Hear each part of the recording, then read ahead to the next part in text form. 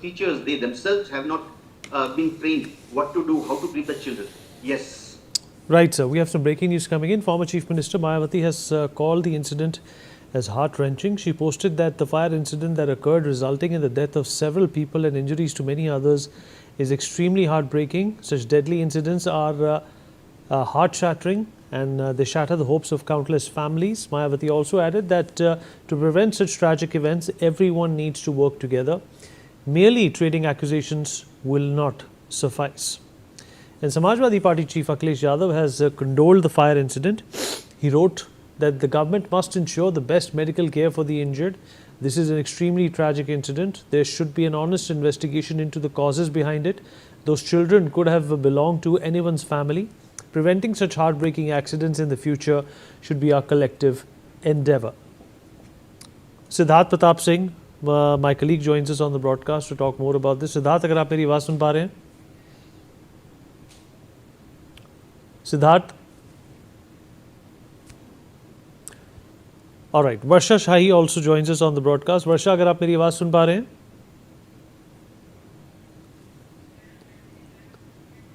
All right, some breaking news coming in now. Uttarakhand Chief Minister Pushkar Singh Dhami has condoled the deaths in the Lucknow fire incident. He stated, and I quote, "The news of the loss of the lives in the tragic fire incident in Lucknow is extremely heartbreaking. I pray to God to grant eternal peace to the departed souls at His divine feet and provide strength to the bereaved families to bear this sorrow. I also wish for the speedy recovery of the injured." Dr. Rao is also with us on the broadcast. Dr. Rao, well, this is going to take place for a couple of days and then die down. The inquiry is going to be set up. A high-level inquiry, quote unquote, will also be set up. And what next after that, sir?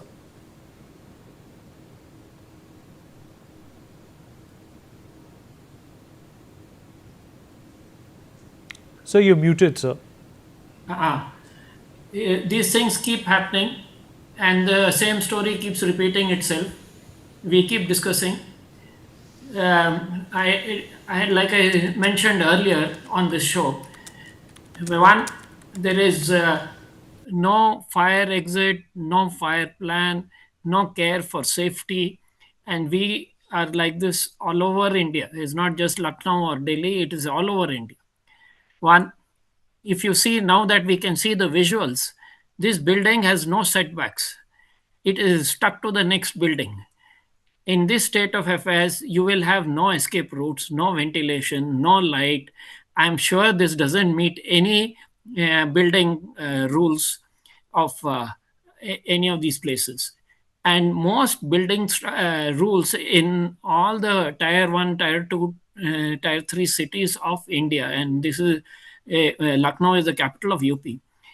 You will have rules and regulations saying that this is the setback depending on the size of the site, depending on the width of the road, and there has to be access, like I said earlier, to the fire engine, to the hydrant, to an ambulance.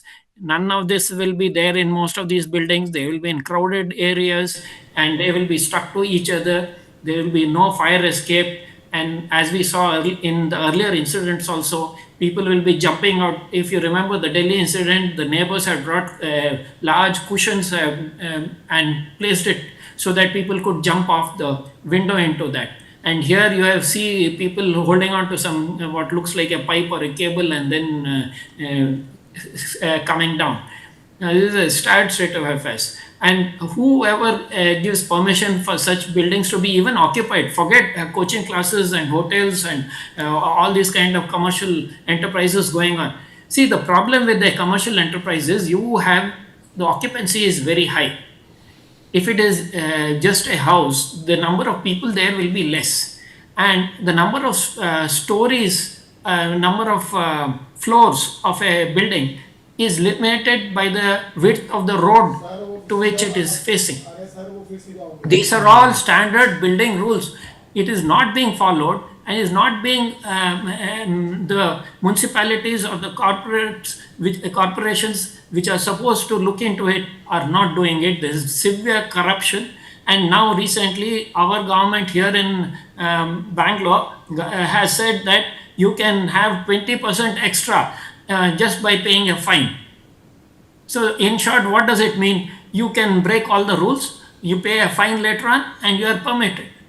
This is exactly what is going on. So you have extra floors, you will have extra risk of a fire in the lower floor, killing everyone on the rest of the building. And you saw, we can see in this visual, like I said earlier, the whole lot of inflammable materials will be lying all around. And you can see even on the outside of the building, there are all these inflammable things which have all caught fire. And even inside. And people are putting inflammable false roofs, inflammable furniture, and these things are releasing toxic smoke also. You're absolutely right, sir. And as has already been mentioned, there has to be sprinklers, there has to be smoke alarms, like I mentioned earlier. And who is giving the occupancy certificate for all these people? They have to be hauled out. You're Not only absolutely the right, building- sir. Lot to process and lot to, in fact, understand as to why this keeps happening over and over again. We're going to dip into a short break. Would like to thank all our guests for being a part of this conversation. We'll continue to track this big story today right here on NewsX.